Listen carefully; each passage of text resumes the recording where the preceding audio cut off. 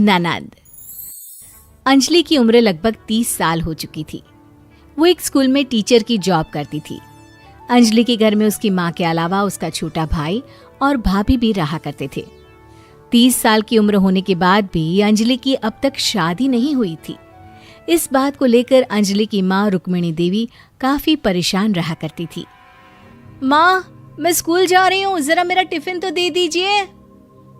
अब क्या पूरी जिंदगी मैं तुझे टिफिन बनाकर देती रहूंगी? अरे कुछ सोचा भी अपने बारे में या बस ऐसे ही? क्या माँ, सुबह सुबह फिर वही बातें लेकर बैठ गई। माँ गलत क्या कह रही है अंजलि दीदी, इतनी उम्र हो चुकी है आपकी, माँ कब तक आपकी सेवा करती रहेंगी? भाभी, मैंने माँ को कब कहा कि मेरी सेवा करो? वैसे भी अपना टिफिन मैं खुद तैयार कर लेती हूँ, बस टेबल से उठाकर देने को ही तो कहा था। वैसे अंजलि दीदी, देखा जाए तो टिफिन उठाकर देने की उम्र तो आपकी है। आपका अपना घर परिवार बच्चे होते तो ये जिम्मेदारी आज आप पूरी कर रही होती। एक बात मेरी समझ में नहीं आती, अगर मेरी शादी नहीं हुई तो इसमें मेरी क्या गलती है और तुम सब लोग मेरे पीछे क्यों पड़े रहते हो? अरे कुछ कहना क्या पीछे पड़े रहना होता है?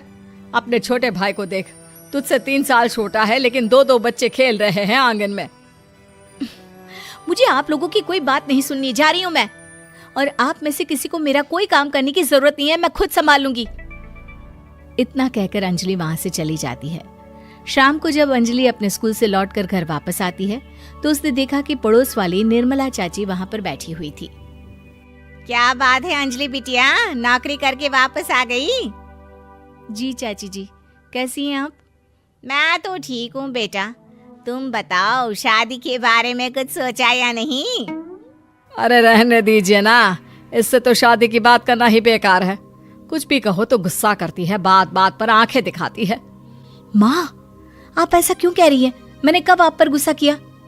अरे अंजलि बेटा, तुम्हारी माँ ठीक ही तो कहती है, 30 की होने आई हो, अब तुम्हें भी शादी वादी कर लेनी चाहिए। चाची जी, आप तो ऐसे कह रही हैं जैसे शादी करने से मैंने मना किया हो। रहने दीजिए निर्मला चाची, हमारी अंजलि दीदी को अभी तक उनकी पसंद का दूल्हा नहीं मिला ना, इसीलिए वो शादी नहीं कर रही। भाभी, ऐसी कोई बात नहीं है।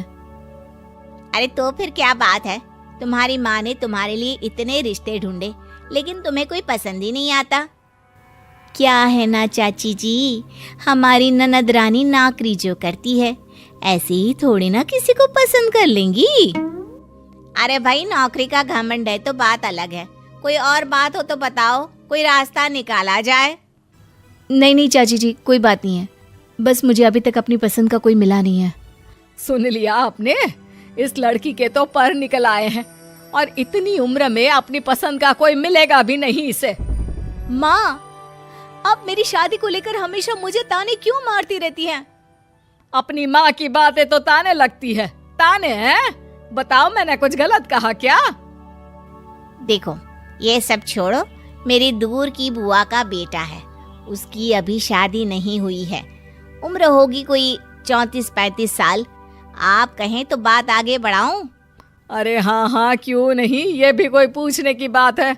अरे जल्दी से लड़के को यहाँ बुला लो। माँ, आप मुझसे पूछे बिना मेरी शादी की बात करने जा रही हैं और मेरी उम्र 30 भी पूरी नहीं हुई है। निर्मला चाची कह रही है कि वो लड़का 35 साल का है। अंजलि दीदी, आपको क्या लगता है इस उम्र में कोई फिल्म का हीरो आएगा आपके लिए? देखिए, अब पसंद और नापसंद की बात तो रहने दीजिए, पसंद करने की उम्र तो आपकी निकल चुकी, अब तो जो भी मिले उसी से शादी कर लीजिए, इसी में भलाई है।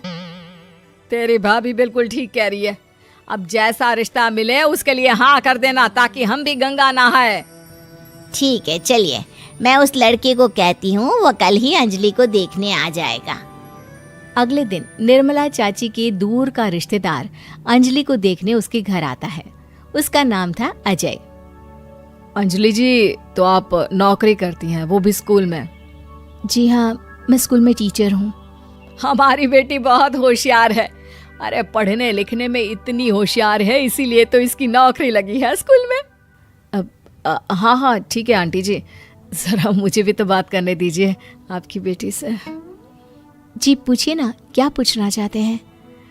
अंजलि मैडम, ये तो बताइए कि आपने अभी तक शादी क्यों नहीं की?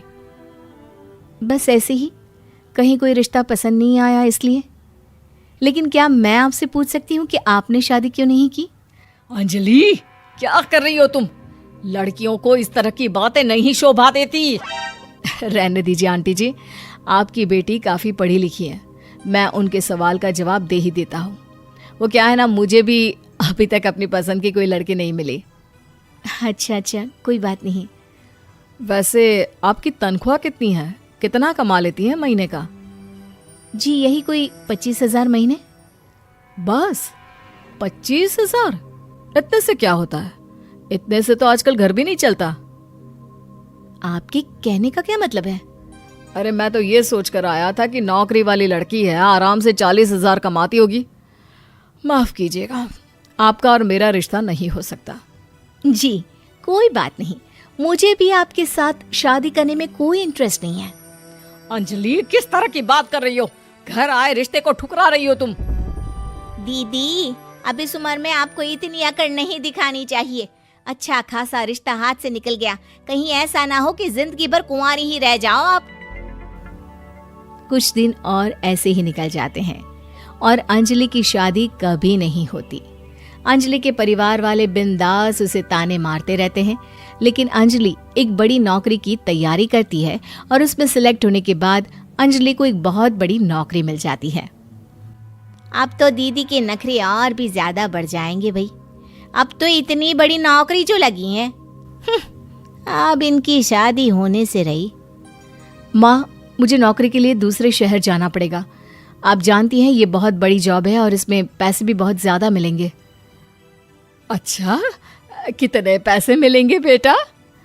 माँ, मुझे हर महीने 90,000 सैलरी मिलेगी। क्या?